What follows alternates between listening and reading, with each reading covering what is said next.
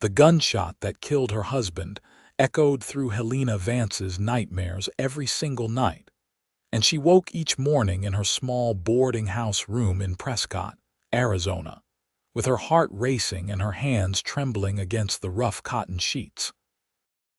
It was September of 1878, and she had been a widow for 8 months, but the terror felt as fresh as the day those 3 cowboys had ridden onto their homestead outside of Flagstaff, demanding water and food, then taking everything including her husband's life when he tried to protect what little they had. She pressed her palms against her eyes, willing away the images that haunted her. The sound of their spurs on the wooden porch, the smell of whiskey and tobacco, the way they had laughed while Martin lay bleeding in the dirt. She had hidden in the root cellar, listening to them ransack her home, listening to her husband's final gasping breaths, too paralyzed with fear to even crawl to his side. Helena forced herself out of bed, her legs unsteady beneath her nightgown. The morning light filtered through the thin curtains, painting her small room in shades of gold and amber. She had moved to Prescott 3 months ago, seeking refuge in a larger town where she might disappear into the rhythm of other lives, where she might forget. But forgetting proved impossible when every man in boots and a wide-brimmed hat made her chest tighten with panic. She dressed carefully in her plain gray dress, buttoning it with fingers that still shook slightly. Mrs. Pemberton, who ran the boarding house, had been kind enough to give her work in the kitchen and helping with the laundry. It was honest work that kept her hands busy and her mind occupied during the daylight hours. The nights were another matter entirely. Downstairs, the boarding house dining room buzzed with the usual morning activity. Ranch hands and miners took their breakfast before heading out to their various employments. Helena kept her eyes down as she moved through the room, refilling coffee cups and clearing plates.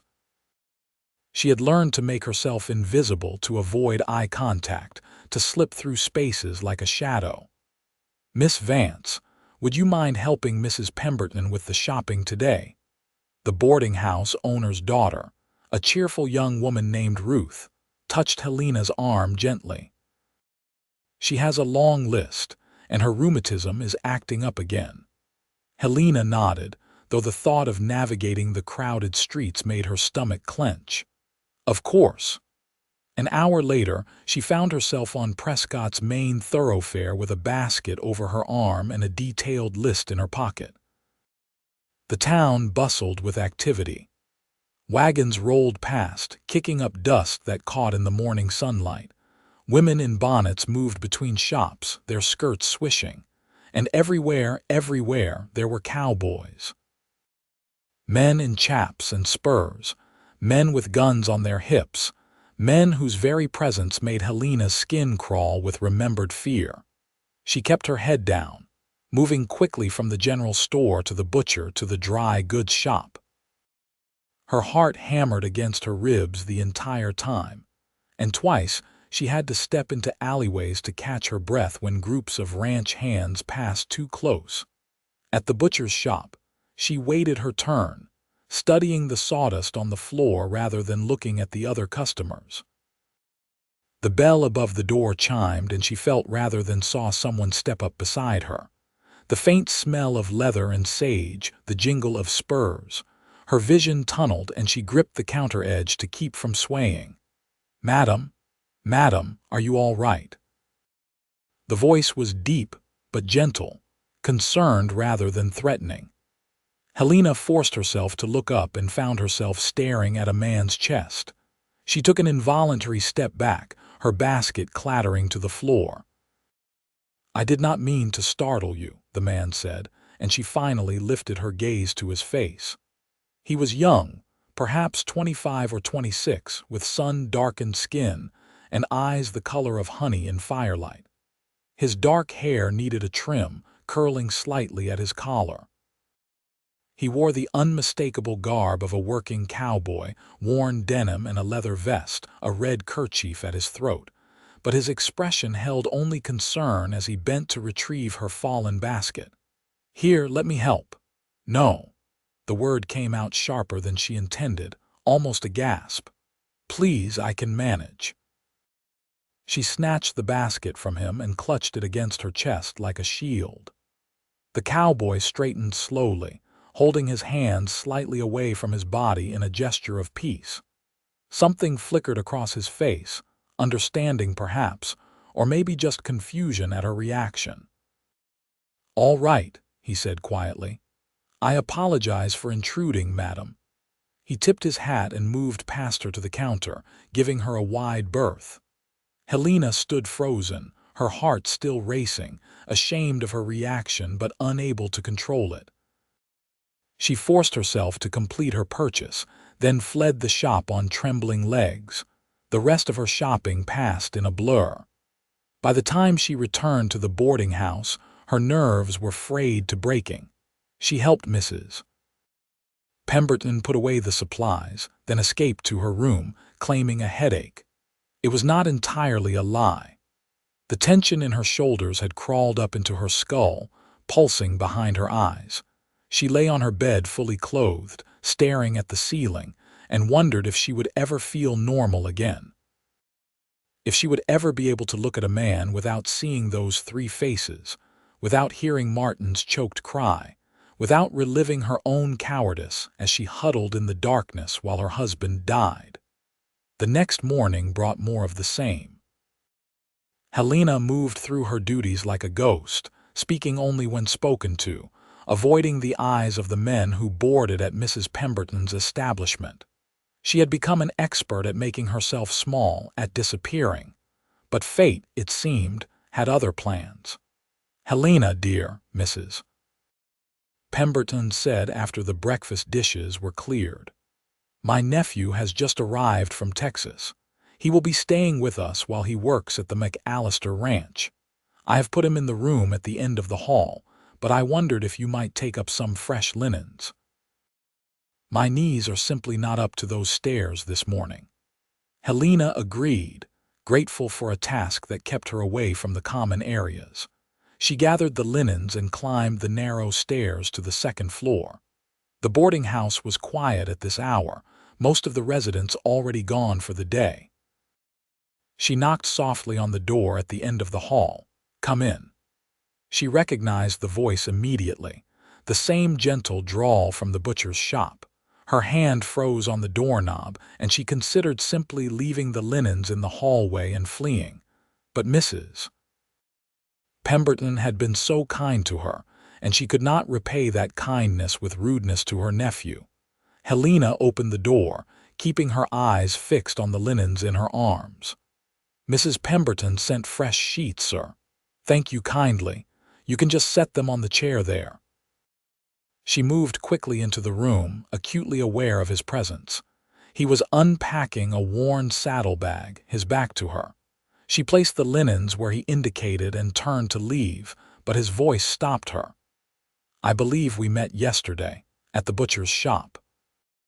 He turned to face her, and she saw recognition in those amber eyes. "I am Jackson Xavier. Mrs. Pemberton is my mother's sister." She should respond. Social convention demanded it, but her throat felt closed, her tongue heavy. She managed a small nod. Jackson Xavier studied her for a long moment, and she felt exposed under that gaze, as if he could see every broken piece inside her. But when he spoke again, his voice remained gentle. "I apologize again for startling you yesterday. I will be more mindful in the future." The kindness in his words, the lack of judgment, somehow made it worse. Helena felt tears prickling at the corners of her eyes, and she could not allow him to see her cry. She ducked her head and hurried from the room, his soft, "Good day, madam," following her down the hallway. In the safety of the kitchen, she pressed her hands against the work table and tried to steady her breathing. This was impossible. How could she work in a house where one of them was living? How could she navigate the hallways, serve meals, complete her duties with a cowboy under the same roof?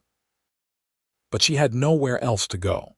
No family left, no money saved, no skills beyond keeping house. She was trapped by circumstance and her own damaged mind. The days that followed tested Helena in ways she had not anticipated. Jackson Xavier proved to be a permanent fixture at the boarding house, unlike the transient ranch hands and miners who came and went. He took his meals at regular hours, treating everyone with the same quiet courtesy he had shown her. He helped Mrs. Pemberton with repairs around the house, fixed a broken step, rehung a crooked shutter. He was, by all accounts, a perfect gentleman, and Helena could barely stand to be in the same room with him. It was not him specifically, she tried to tell herself. It would be any cowboy, any man who reminded her of that terrible day. But there was something particularly difficult about Jackson Xavier's presence. Perhaps it was because he had witnessed her panic, her weakness. Perhaps it was because he seemed to see her in a way that made her feel vulnerable, stripped of the protective invisibility she had cultivated. She developed elaborate strategies to avoid him. She learned his schedule and adjusted her own accordingly. She volunteered for tasks that took her out of the house or kept her in different rooms. When they did cross paths, she kept her eyes down and her responses monosyllabic. But Prescott was not a large town, and complete avoidance proved impossible. 2 weeks after Jackson's arrival, Helena found herself at the general store again, this time purchasing buttons and thread for Mrs. Pemberton's mending basket. She was examining a card of mother-of-pearl buttons when she heard familiar voices outside.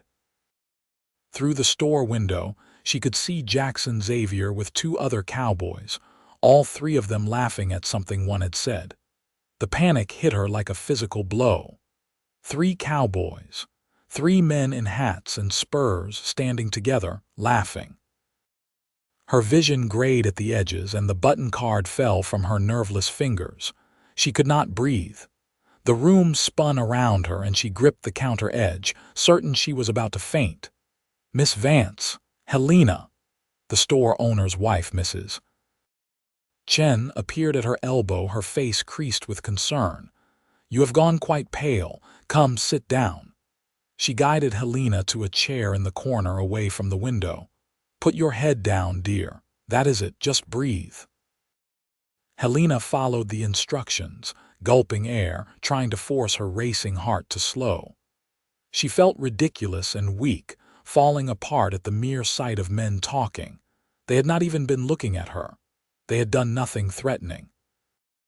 Yet her body had reacted as if she were back on that homestead, hiding in the darkness, listening to violence unfold above her head.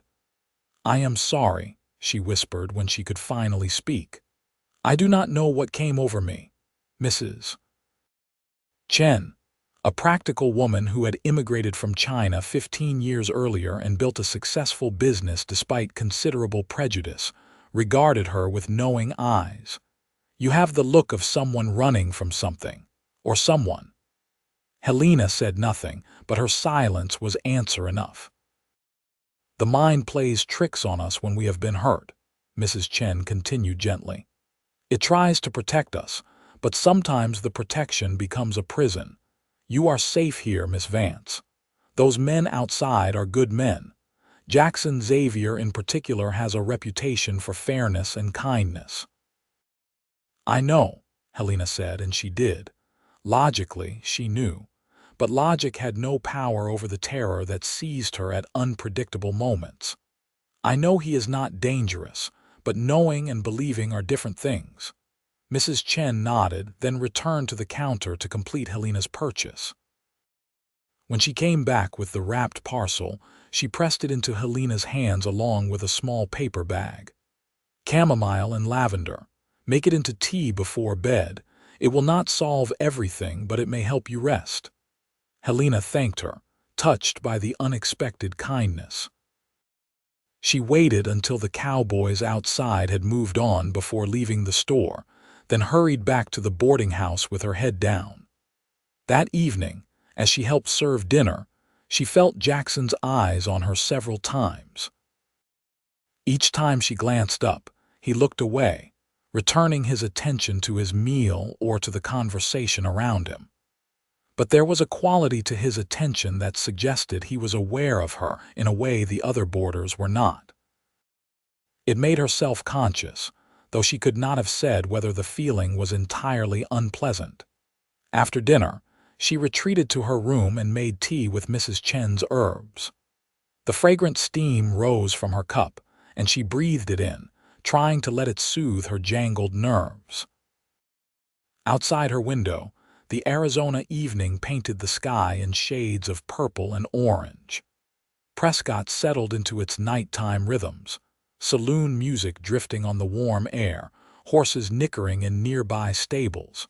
Helena thought about what Mrs. Chen had said, a prison of her own making.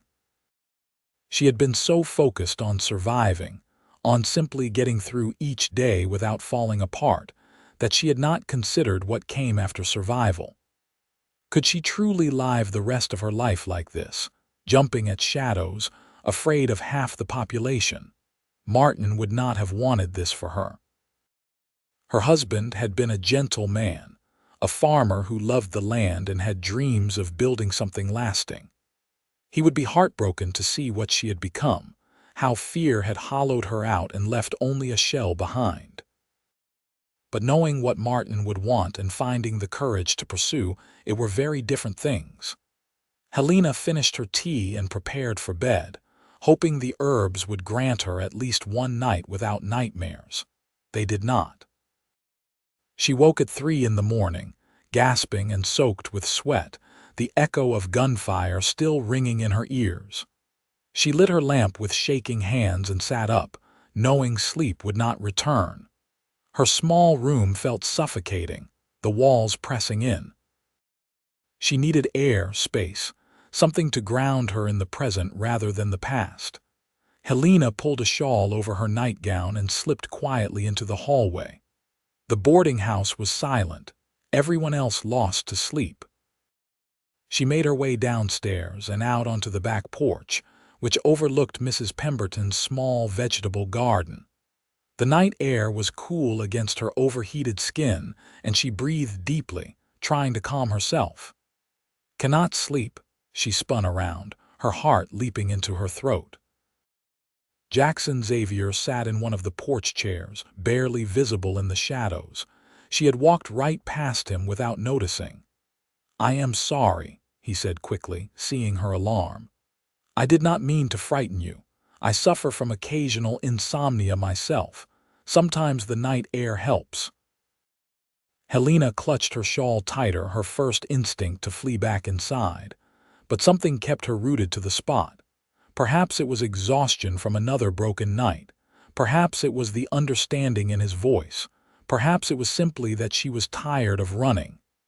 "Yes," she said softly. "The night air does help." They stood in silence for a long moment, the darkness a buffer between them. Helena found herself studying his profile in the dim moonlight. He looked different like this, without the intimidating silhouette of his hat and the accoutrements of his profession. He looked younger, almost vulnerable. "Mrs. Pemberton mentioned you came from Flagstaff," Jackson said, his voice barely above a murmur, as if he understood that loud sounds might shatter whatever fragile peace existed between them. "I have been through that area a few times. Beautiful country." It was. Helena surprised herself by responding. "My husband and I had a small homestead there. We were trying to farm, but the land was difficult." "I imagine so. Takes a special kind of determination to farm in this territory." He paused, then added carefully, "You speak of your husband in the past tense. He died 8 months ago. I am sorry for your loss." The words were simple, but something in his tone suggested genuine sympathy rather than empty social convention. Helena found herself saying more than she had intended. "It was sudden, violent. I have not adjusted well to his absence." "Grief is not a thing we adjust to," Jackson said quietly. "We simply learn to carry it differently." There was something in his voice that made her look at him more closely. You have lost someone. My younger brother, 3 years ago. He was thrown from a horse, broke his neck. He was only 18. Jackson's hands tightened on the arms of his chair. I was supposed to be watching him that day, teaching him to break a particularly spirited mare. I turned my back for just a moment, and when I looked again, he was on the ground. He never woke up. That was not your fault, Helena said automatically. Perhaps not, but guilt does not care much for logic, does it? He turned to look at her, and even in the darkness, she could see the pain in his eyes. We blame ourselves for things beyond our control because it feels better than accepting that terrible things simply happen sometimes.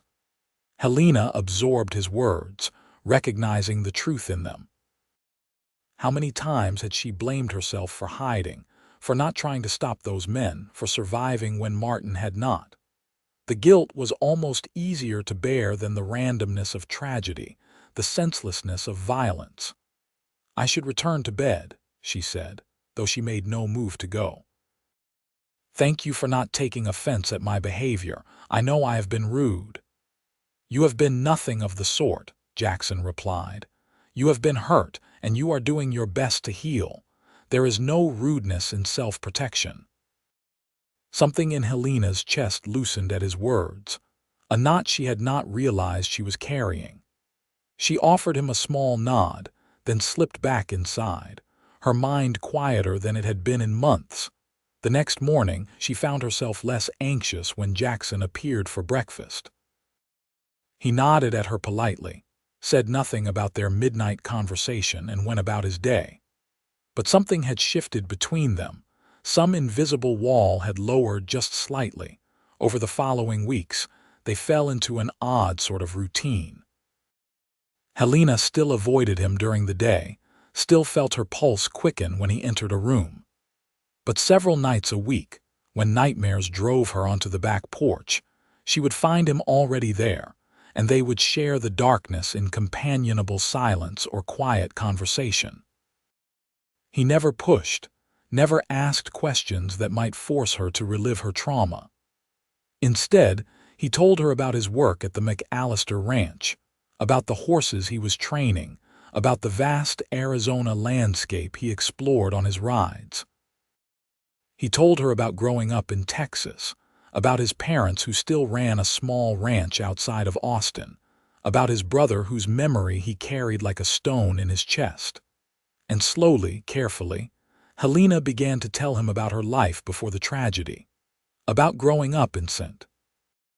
Louis, the daughter of a school teacher, about meeting Martin at a church social, his earnest proposal, their decision to try their luck at Western homesteading, about the little house they had built with their own hands, the crops they had coaxed from stubborn soil, the dreams they had woven together under the vast sky.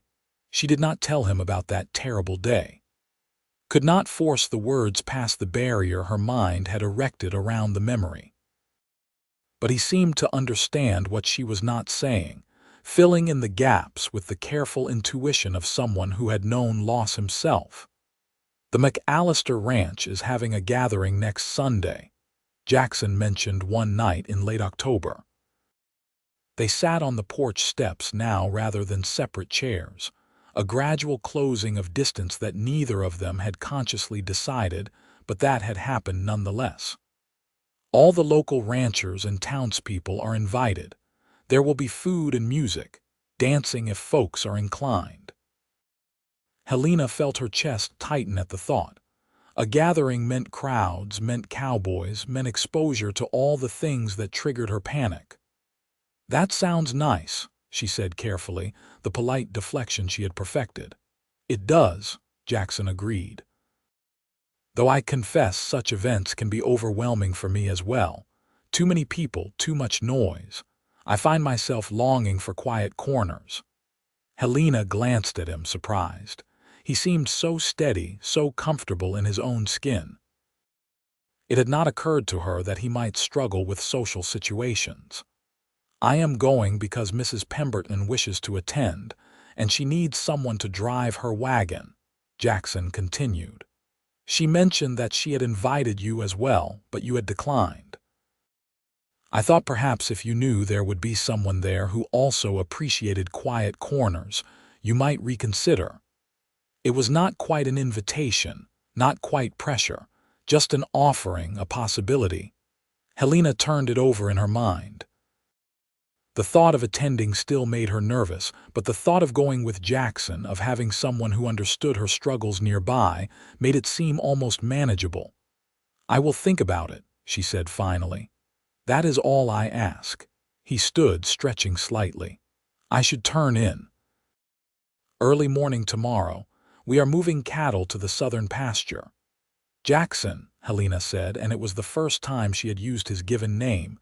He paused, looking back at her. "Thank you for these conversations, for your patience." His smile was soft in the moonlight. "Thank you for trusting me enough to share them." After he went inside, Helena sat alone on the porch for a while longer, thinking. She had not realized until that moment how much she looked forward to these quiet exchanges, how much his steady presence had begun to mean to her. It was not just that he listened or that he was kind. It was that he made her feel seen without being exposed, understood without being pitied. And that was more valuable than gold. When Sunday arrived, Helena found herself preparing to attend the gathering with a mixture of trepidation and tentative excitement. She wore her best dress, a deep blue cotton that she had not put on since before Martin's death. Ruth helped her arrange her dark blonde hair, chattering cheerfully about the young ranch hands she hoped would ask her to dance. The wagon ride to the McAllister Ranch took 40 minutes, following a winding road through sagebrush-dotted hills. Mrs. Pemberton sat in front with Jackson, who drove with the easy confidence of someone who had spent his life around horses and wagons. Helena and Ruth sat in the back, along with 2 covered dishes Mrs. Pemberton had prepared. The ranch itself was impressive, a sprawling operation with multiple barns, corrals, and outbuildings. The main house was adobe, built in the territorial style with a large courtyard where tables had been set up for the gathering. Already dozens of people milled about, talking and laughing, and Helena felt her anxiety spike at the sight. Jackson appeared at the back of the wagon, offering his hand to help her down. She hesitated only a moment before taking it, his palm warm and calloused against hers. "Remember," he said quietly, "quiet corners exist even in crowds, and I am here if you need someone." His reassurance steadied her. She released his hand and followed Mrs. Pemberton toward the tables, carrying one of the covered dishes. The older woman was immediately swept into conversation with friends, and Helena found herself standing uncertainly at the edge of the gathering. Music started up from a group of men with fiddles and a guitar. People began to arrange themselves for dancing, and the energy of the crowd shifted into something more lively. Helena retreated toward the side of the courtyard, seeking the shadows near the house wall. She watched the dancers from her vantage point, trying to focus on the beauty of the scene rather than her own discomfort. Women in their best dresses spun in the arms of men in clean shirts and polished boots. Children darted between adults, playing games of their own invention. The air smelled of roasting meat and fresh bread, and despite everything, Helena felt a small pang of longing for this kind of community, this kind of belonging. "Miss Vance, I do not believe we have met properly." She turned to find a tall man with silver-threaded hair approaching, a kind smile on his weathered face. "I am Benjamin McAllister. This is my ranch, and I am pleased you could join us. Thank you for your hospitality, Mr. McAllister. I understand you are staying at my friend Dorothy Pemberton's boarding house," he continued. "She speaks highly of your work ethic and your gentle nature." Helena was not sure how to respond to such praise, but before she could formulate a reply, another voice joined the conversation. Uncle Ben, you are not monopolizing Miss Vance's attention, are you? Jackson appeared beside them, his eyes twinkling with amusement. Helena had not known that Benjamin McAllister was Jackson's uncle, though it made sense given that Mrs. Pemberton was Jackson's aunt. "Just introducing myself to this young lady," Benjamin replied with good humor, "though I suspect you already know each other." "We are acquainted," Jackson said. "In fact, I was about to show Miss Vance the new foal in the barn. She mentioned an interest in horses." Helena had mentioned no such thing, but she recognized the excuse for what it was, a rescue from social interaction that was becoming overwhelming. She nodded gratefully. "Yes, I would very much like to see the foal." Benjamin waved them off with a knowing look, and Jackson guided her away from the crowd toward one of the large barns. The sounds of the gathering faded as they stepped inside, replaced by the gentle sounds of horses moving in their stalls, the rustle of hay, the occasional snort or whinny. "There actually is a new foal," Jackson said, leading her to a stall near the back. "Born just 3 days ago." Helena peered over the stall door and caught her breath. The foal was bay with a white star on its forehead, all long legs and curiosity as it pressed close to its mother's side. "Oh," she breathed, "how beautiful." "Her name is Morning Star," Jackson said, "though we have been calling her Star for short. Would you like to meet her?" At Helena's nod, he opened the stall door carefully. The mare, a gentle sorrel, watched them with calm eyes as Jackson approached. He held out his hand for the foal to sniff, then beckoned Helena forward. "Move slowly," he instructed. "Let her come to you." Helena extended her hand the way Jackson had, and after a moment's hesitation, the foal stepped forward and touched her soft nose to Helena's palm. The contact sent a jolt of something bright and warm through Helena's chest. She laughed, a genuine sound of delight that surprised her. "She likes you," Jackson said, smiling. "Horses are good judges of character." They spent several minutes with the foal, Jackson showing Helena how to stroke her neck and ears, explaining the basics of horse training that would begin in a few months. His passion for his work was evident in every word, and Helena found herself relaxing in a way she had not expected, the peaceful presence of the animals soothing something deep inside her. "Thank you," she said as they finally left the barn, "for understanding that I needed a reprieve." "Large gatherings can be exhausting even for people who have not experienced what you have," Jackson replied. "There is no shame in needing a moment away." They walked slowly back toward the courtyard, neither seeming eager to rejoin the crowd. The sun was beginning to set, painting the sky in shades of amber and rose. In the distance, the music continued, but here in the space between, there was only the two of them and the cooling evening air. "Jackson," Helena said, then paused, gathering courage. "I want you to know that these past weeks, knowing you, talking with you, it has helped me more than I can express. I have felt less alone, less broken." He stopped walking, turning to face her. In the fading light, his expression was serious, intent. "You were never broken, Helena. Wounded, yes. Traumatized, certainly, but not broken. You have more strength than you give yourself credit for." "I do not feel strong," she admitted. "I feel afraid most of the time." "Courage is not the absence of fear," Jackson said gently. "It is moving forward despite it. You came here today even though every instinct probably told you to stay home. You faced your fear. That is strength." Helena felt tears prickling at her eyes, but they were not tears of sadness or shame. They were tears of relief, of being understood, of having someone see her clearly and not turn away.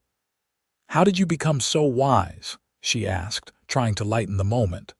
"Hard experience," he replied with a slight smile. "And a very patient mother who refused to let me wallow in my guilt after my brother died. She told me that honoring his memory meant living fully, not punishing myself for circumstances beyond my control. Your mother sounds like a remarkable woman. She is. You would like her." He offered his arm.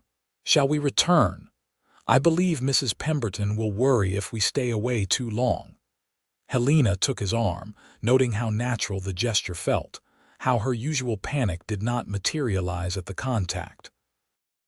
They returned to the gathering, and though Helena still felt twinges of anxiety when cowboys passed too close or spoke too loudly, having Jackson nearby made it manageable.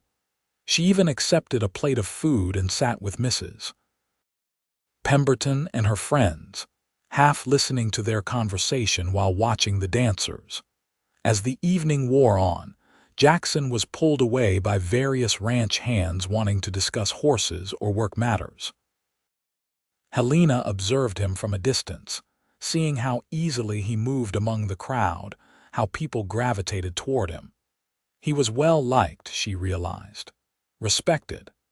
The other cowboys treated him as an equal, and the ranchers treated him with the consideration usually reserved for skilled professionals. And he had chosen to spend his time with her, a broken widow who could barely function in normal society. The thought filled her with a complicated mix of emotions she was not quite ready to examine. The wagon ride home was quiet, Ruth dozing against Helena's shoulder, Mrs. Pemberton nodding off in front. Jackson drove with one hand, relaxed and comfortable even in the darkness. Helena found herself studying his profile, the strong line of his jaw, the way his hair curled slightly against his neck. When had he become less frightening and more fascinating? She could not pinpoint the exact moment, but somewhere between their midnight conversations and his patient understanding, something had shifted. She no longer saw him as a representative of the category that terrorized her. She saw him as Jackson, a specific person with his own sorrows and kindnesses, his own complexity. It was both thrilling and terrifying. Over the following weeks, autumn deepened into something approaching winter, though in Arizona that meant cool nights more than true cold. Helena found herself thinking about Jackson at odd moments throughout the day. The way he laughed at something one of the other boarders said during breakfast. The careful attention he paid when Mrs. Pemberton told him about a door that needed fixing. The gentleness with which he handled the tools of his trade, treating them with the respect of someone who understood that good work required good equipment. Their midnight conversations continued, but now sometimes they talked into the early hours of morning, both of them reluctant to end the connection. He told her about the places he had traveled, painting vivid pictures of Texas plains and New Mexico deserts. She told him about her childhood, about the books she had loved, about dreams she had set aside when she married Martin. "Did you love him?" Jackson asked one night, and there was something careful in his tone, as if the answer mattered more than casual curiosity.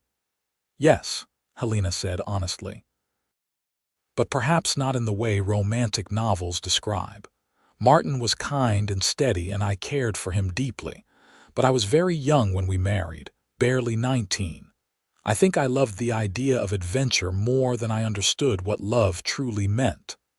And now, do you understand it differently?" Helena considered the question, thinking about the way her heart had started doing strange things when Jackson smiled at her, the way she felt safer and more herself in his presence than she had with anyone else, including her late husband. "I think I am beginning to," she admitted. Jackson was quiet for a long moment, and she wondered if she had said too much, revealed too much. But when he spoke, his voice was warm. "I am glad. You deserve to understand all the good things life can offer, Helena."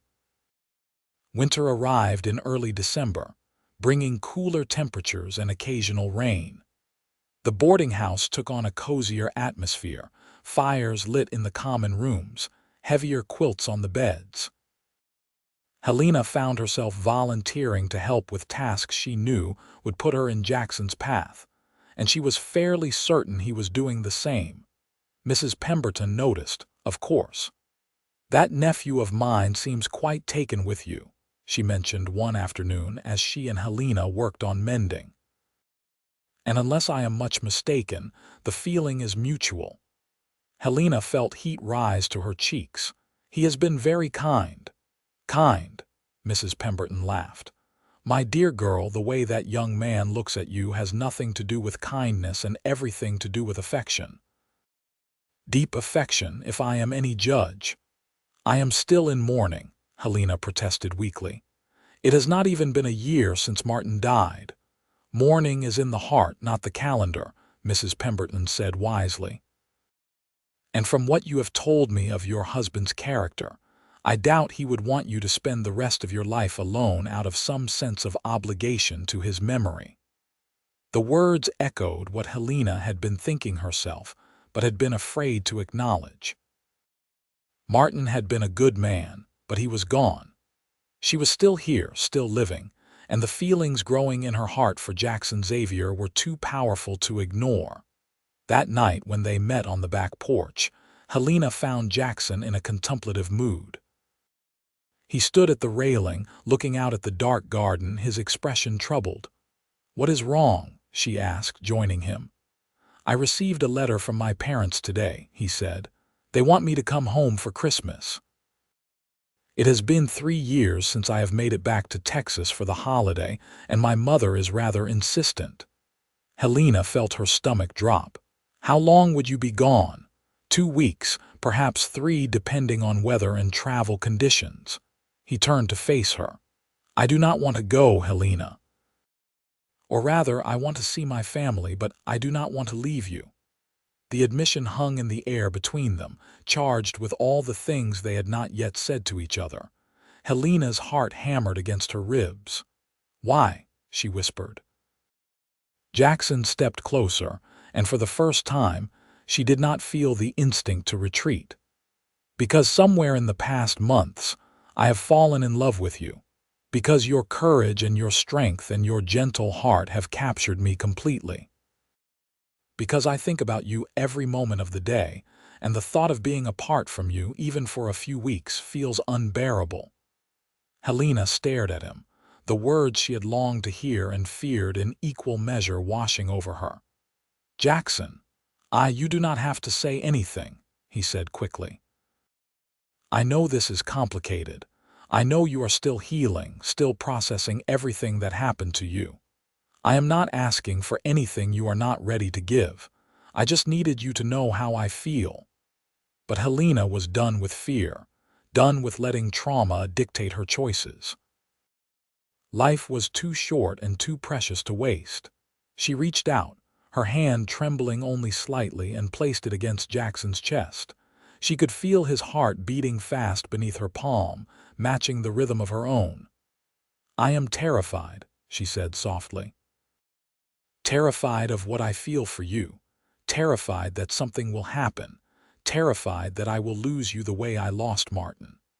But I am more terrified of living the rest of my life without knowing what it means to truly love someone who sees me, all of me, and does not look away." Jackson covered her hand with his own, his eyes searching her face. "What are you saying?" "I am saying that I love you too," Helena said, and the words felt like freedom. "I am saying that when you come back from Texas, I would very much like to explore what that means. I am saying that you have healed something in me I thought was permanently broken, and I am grateful for every moment we have shared." His smile was brilliant, transforming his face into something that made her heart stutter. "May I kiss you?" he asked, always asking, always giving her the choice.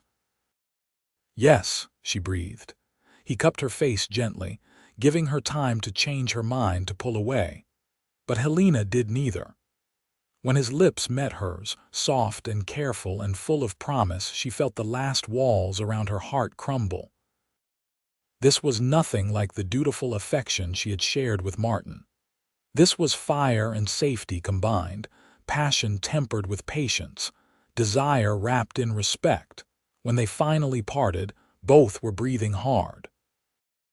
Jackson rested his forehead against hers, his thumb tracing gentle circles on her cheek.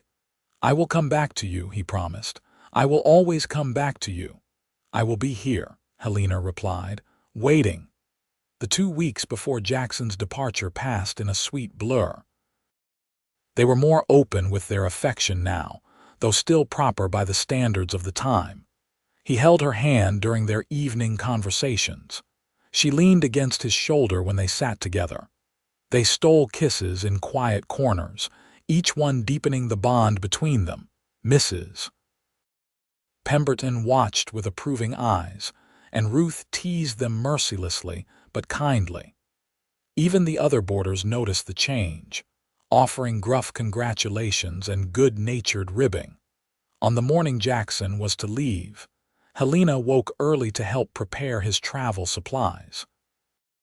She packed food for the journey, carefully wrapping bread and dried meat and the cookies she had stayed up late baking.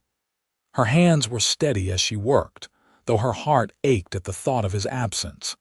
He found her in the kitchen and, without a word, pulled her into his arms. She went willingly, pressing her face against his chest, breathing in the scent of leather and sage that she had come to associate with safety and love. 3 weeks, he murmured against her hair. "I will be back before you know it." "Write to me," she said. "Tell me about your family, about Texas, about everything." "I promise." He pulled back enough to look at her face, his expression serious.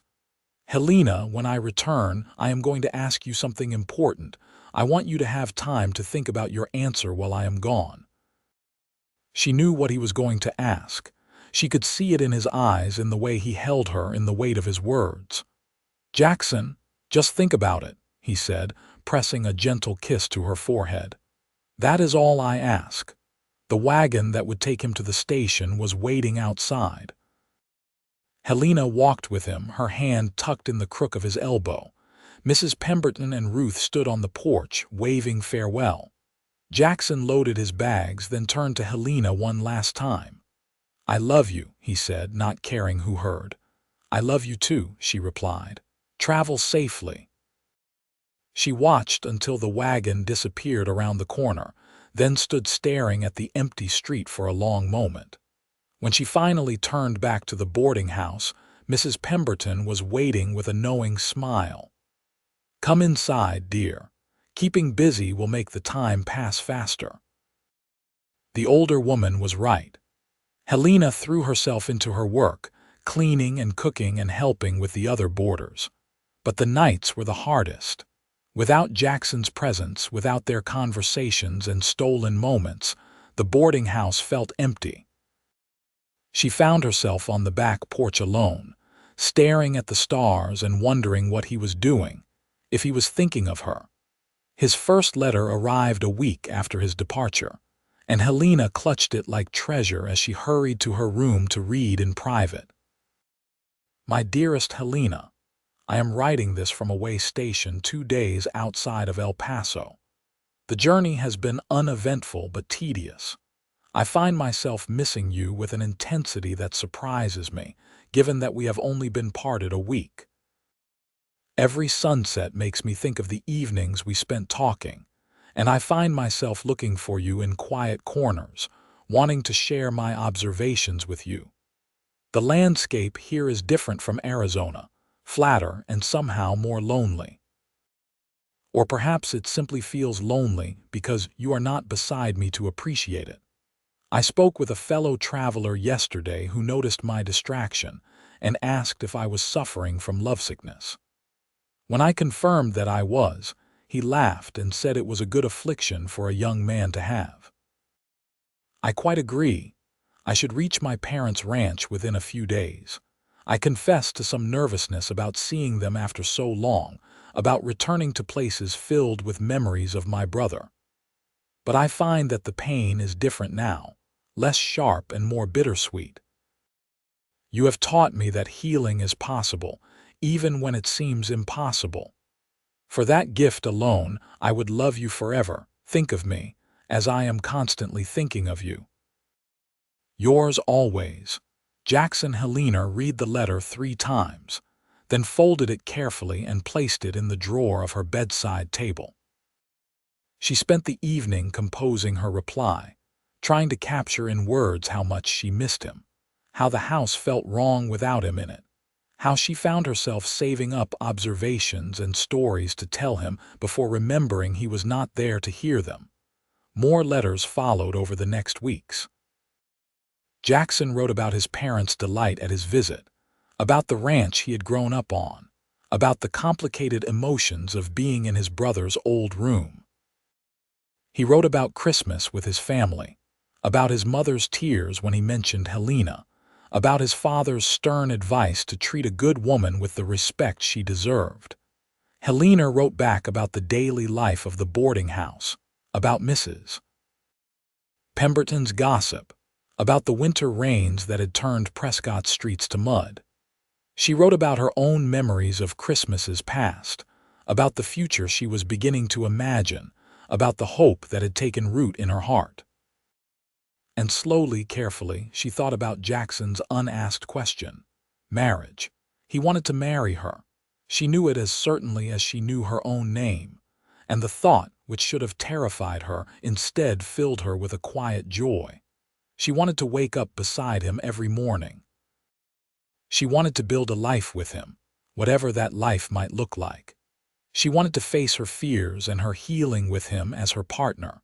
Martin's memory would always be part of her, but it was no longer a chain holding her to the past. She could honor what they had shared while still embracing the future that waited for her. She could love again, differently but no less truly.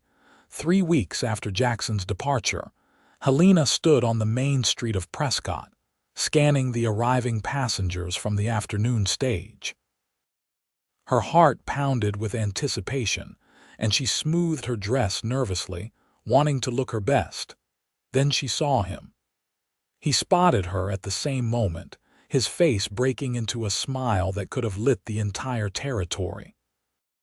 He strode toward her, covering the distance in long steps, and she ran to meet him, propriety forgotten in the rush of reunion.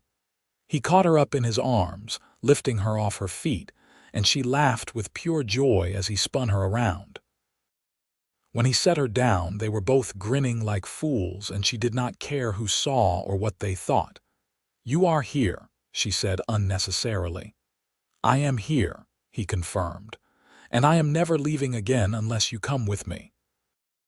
They walked back to the boarding house hand in hand, talking over each other in their eagerness to share everything that could not be captured in letters.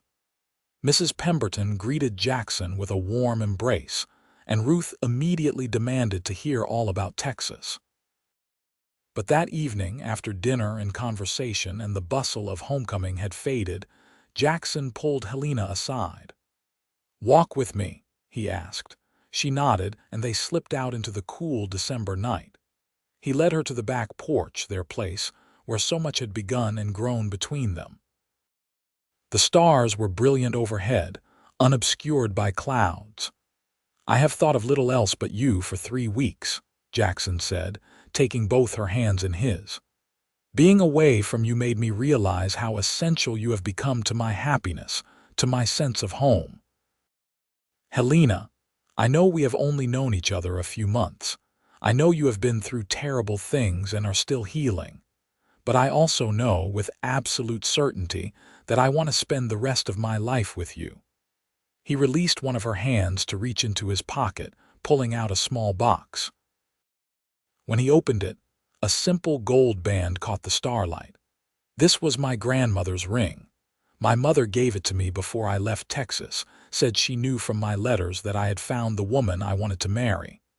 Helena Vance, will you do me the extraordinary honor of becoming my wife?" Helena looked at the ring, then up at Jackson's face, seeing love and hope and patience waiting in his expression. She thought about the journey that had brought her here, from tragedy and trauma to this moment of possibility. She thought about the man who had never pushed, never demanded, never made her feel weak for her fears. The man who had loved her through her healing and helped her find her strength. "Yes," she said, her voice clear and certain. "Yes, Jackson Xavier, I will marry you." His whoop of joy startled birds from nearby trees, and then he was kissing her, deep and thorough and full of promise. When they finally came up for air, he slipped the ring onto her finger. It fit perfectly, as if it had been waiting all along to find its way to her hand. They were married 6 weeks later, in late January of 1879, in a simple ceremony at the small church in Prescott. Mrs. Pemberton cried through the entire service, and Ruth served as Helena's witness. Benjamin McAllister stood up with Jackson, beaming with avuncular pride. The church was full of friends from town and the ranch, all gathered to celebrate the union of two people who had found each other against the odds. Helena wore a dress of cream-colored silk that Mrs. Pemberton had helped her sew, with lace at the collar and cuffs. She had woven small white flowers into her hair, and when Jackson saw her walking down the aisle, she saw his eyes grow bright with tears. The ceremony itself passed in a blur of emotion. Helena spoke her vows in a steady voice, promising to love and honor this man who had saved her in all the ways that mattered. Jackson's voice broke slightly on his vows, overcome with the weight of the moment. When the minister pronounced them husband and wife, the kiss they shared was tender and full of hope. The reception was held at the boarding house, transformed for the occasion with borrowed furniture and decorations. There was food and music, dancing and laughter. Helena found herself passed from one well-wisher to another, accepting congratulations and good wishes, and for the first time in over a year, she felt no fear in the crowd. With Jackson's hand in hers, she felt capable of anything. As the evening wound down and guests began to depart, Jackson leaned close to whisper in her ear. "Ready to go home, Mrs. Xavier?" The name sent a thrill through her. Mrs. Xavier, Helena Xavier, a new identity, a new life. "Yes," she said, "I am ready." They had rented a small house on the outskirts of town, a modest adobe structure with 2 rooms and a covered porch. Jackson had spent the past weeks fixing it up, making it comfortable and sturdy. He had built them a bed with his own hands, had installed proper windows, had planted the beginnings of a garden. He carried her over the threshold as tradition dictated, and Helena laughed at the ceremony of it, at the joy in his face. He set her down gently in the center of their new home, and she took a moment to look around. It was simple but clean, with a wood stove for cooking and heating, a table and chairs, curtains on the windows that she recognized as Mrs. Pemberton's handiwork. "It is perfect," she said. "It is ours," Jackson replied. "We will make it into whatever we want it to be." That night, as they lay together in their marriage bed, Helena felt the last shadows of her trauma lift. Jackson was patient and gentle, letting her set the pace, ensuring her comfort above all else. And when they finally came together as husband and wife, it was with a tenderness that brought tears to her eyes. Afterward, he held her close, her head resting on his chest, his fingers tracing lazy patterns on her arm. "Are you happy?" he asked softly. "More than I ever thought possible," Helena replied honestly. "You have given me back my life, Jackson. You have shown me that healing is possible, that love can exist even after loss. I will spend the rest of my days being grateful for you." "We have healed each other," he said, pressing a kiss to the top of her head. "You have taught me that patience and understanding can bridge any divide. That love is not about grand gestures, but about showing up day after day with compassion and respect. I am the lucky one, Helena." They fell asleep wrapped in each other's arms, and for the first time in over a year, Helena slept through the entire night without nightmares. The months that followed were a revelation. Helena and Jackson settled into married life with the easy compatibility of people who had built their foundation slowly and carefully. He continued to work at the McAllister Ranch, and she took on sewing and laundry work from townspeople, building a small business of her own. They worked together in the garden, coaxing vegetables and herbs from the Arizona soil.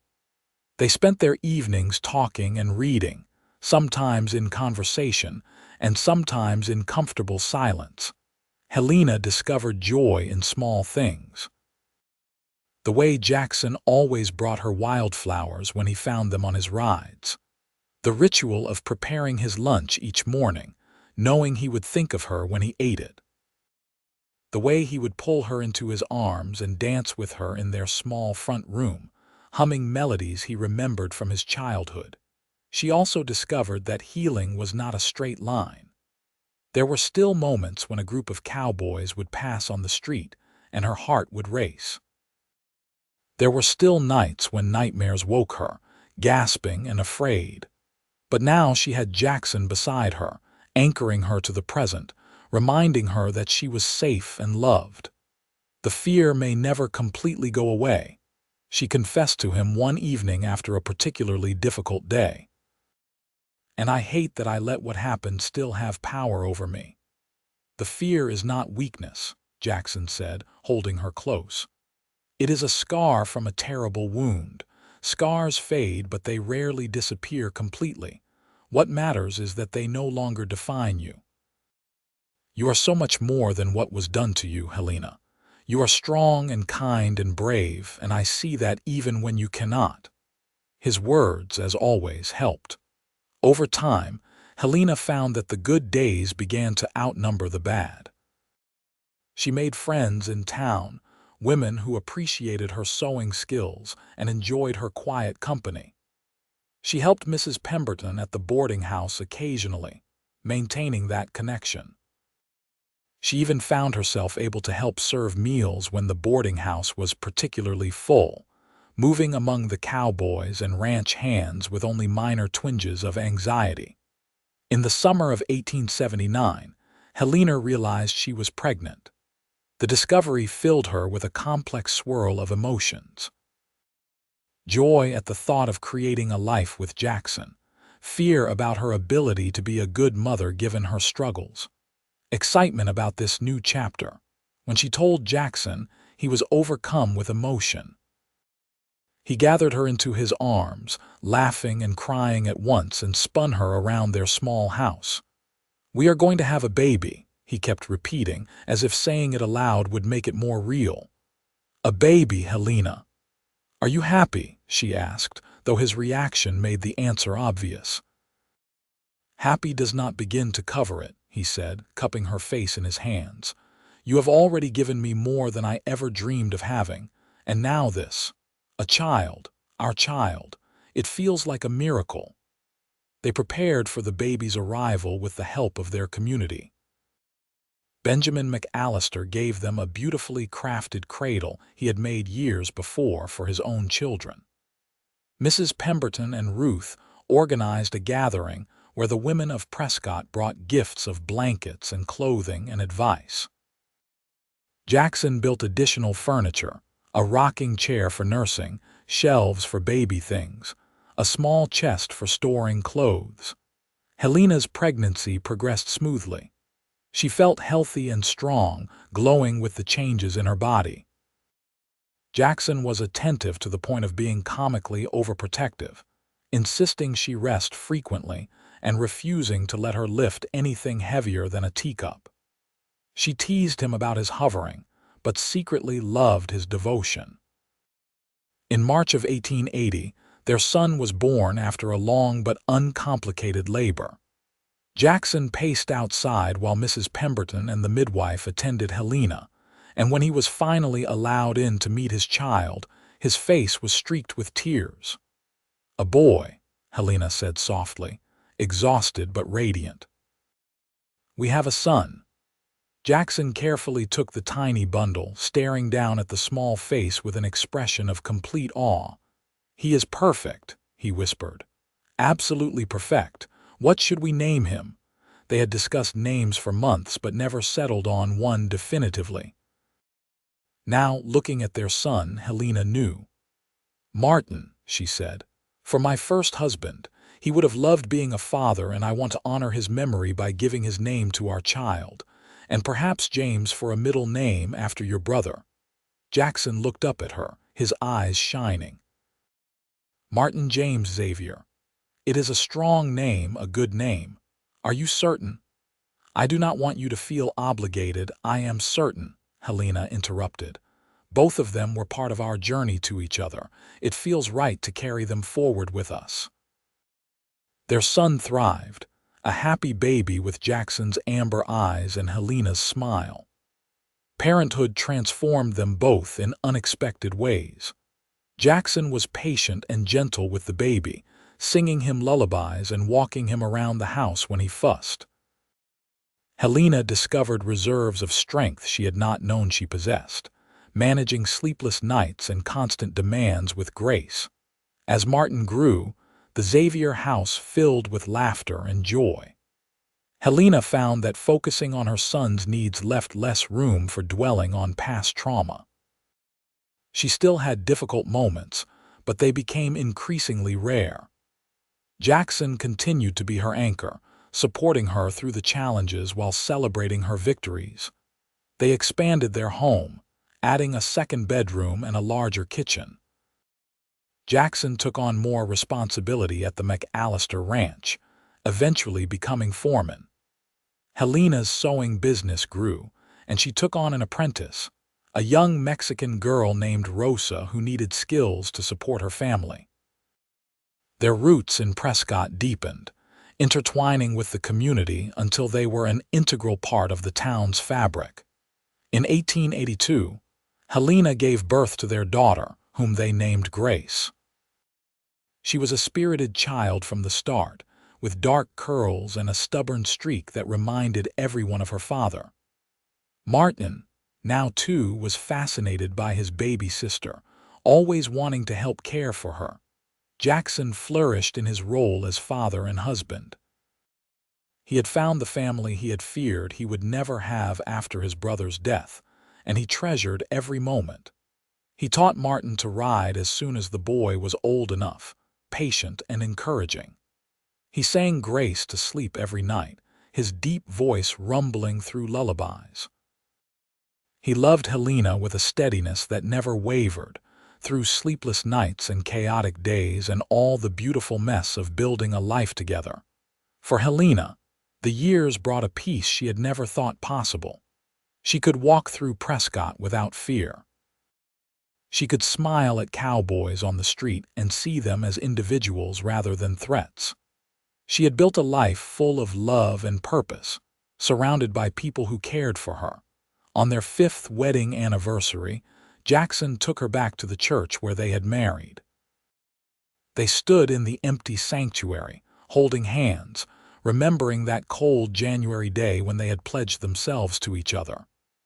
"You remember what I said to you that first night on the porch?" Jackson asked. "When you told me about losing your husband. You said grief is not something we adjust to, but something we learn to carry differently," Helena replied. "I have been thinking about that lately," Jackson continued.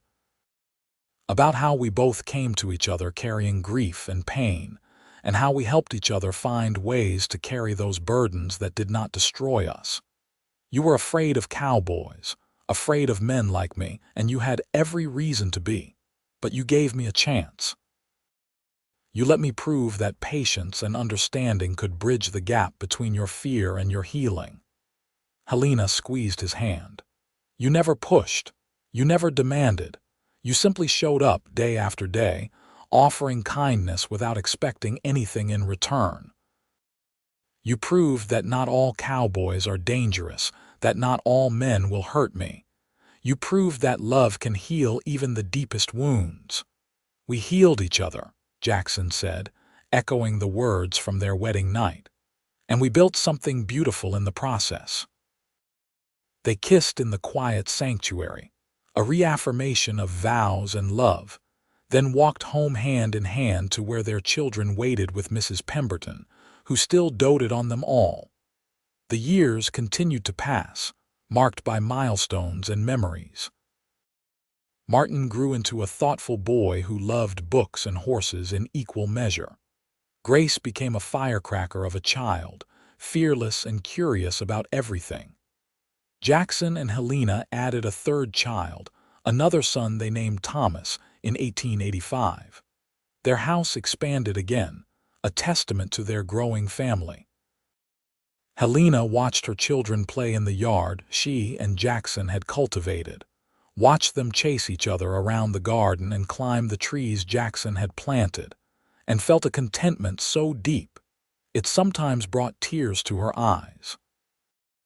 This life, this family, this love, it was more than she had ever imagined possible in those dark days after Martin's death.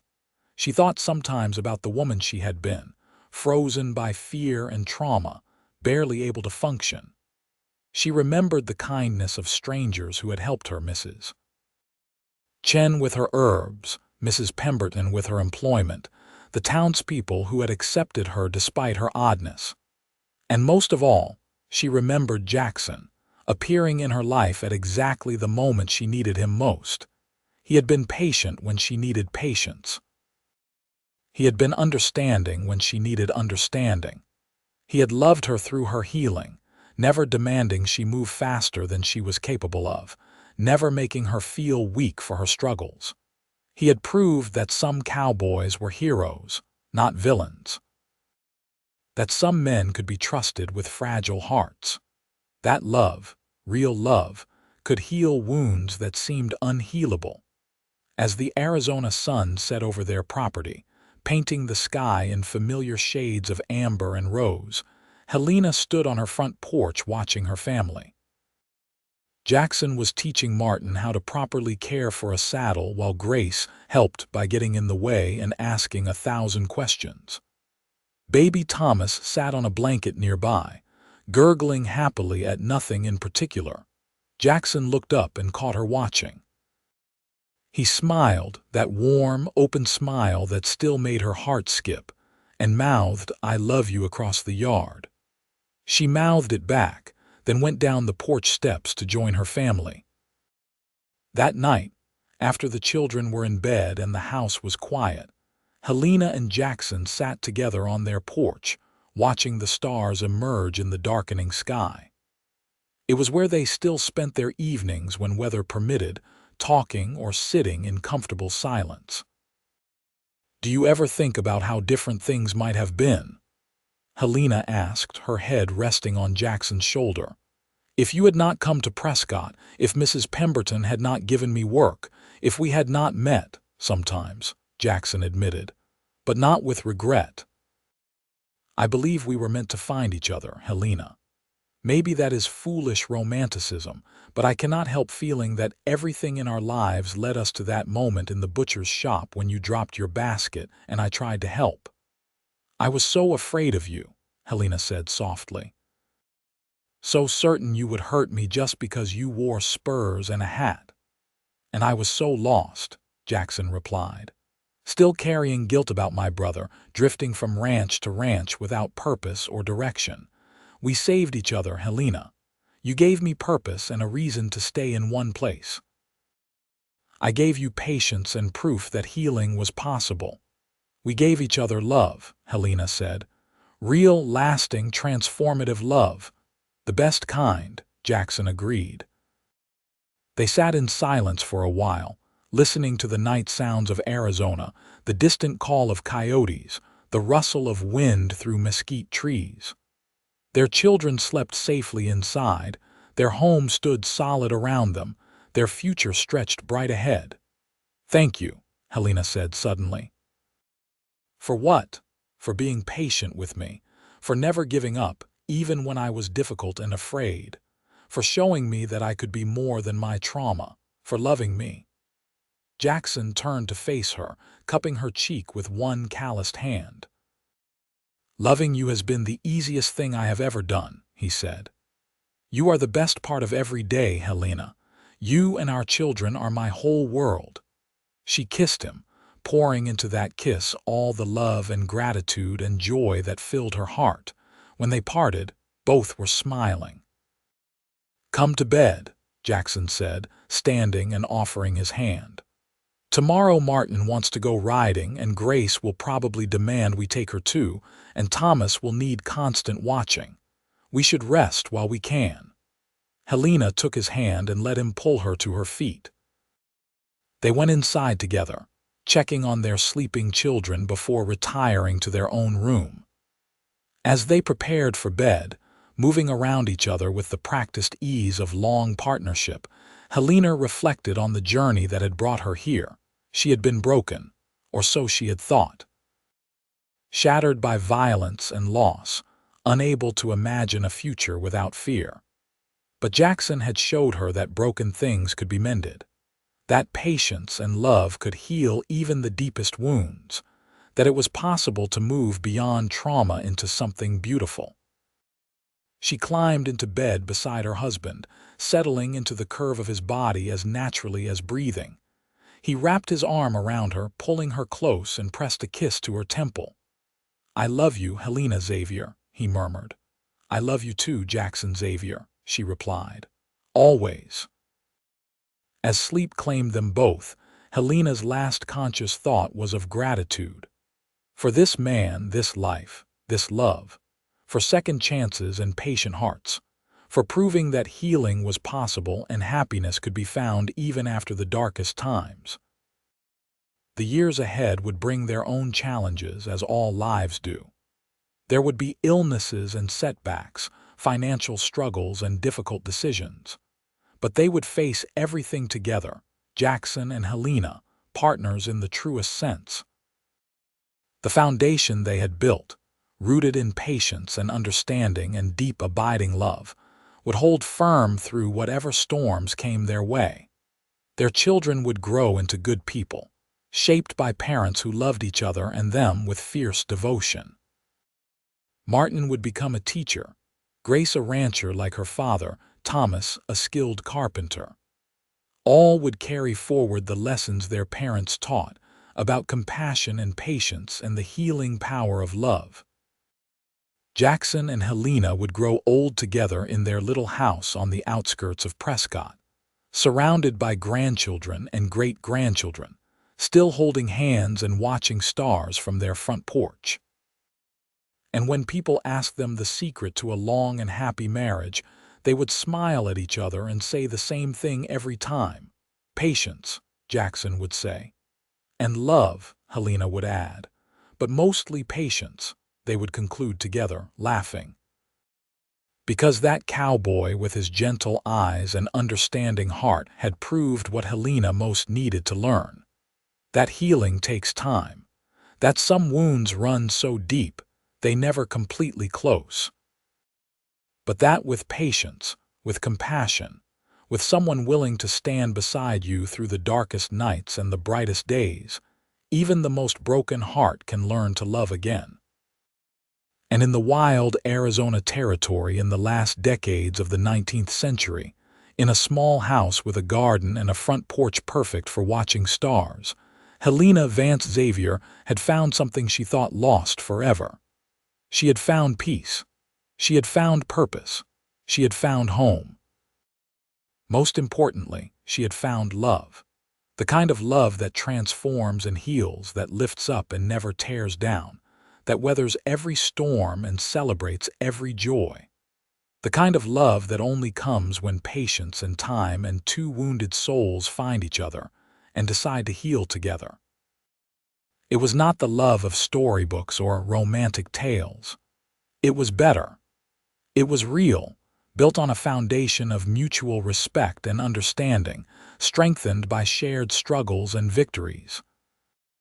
It was the kind of love that lasts a lifetime and beyond, written into the fabric of a family's story, passed down through generations as an example of what love should be.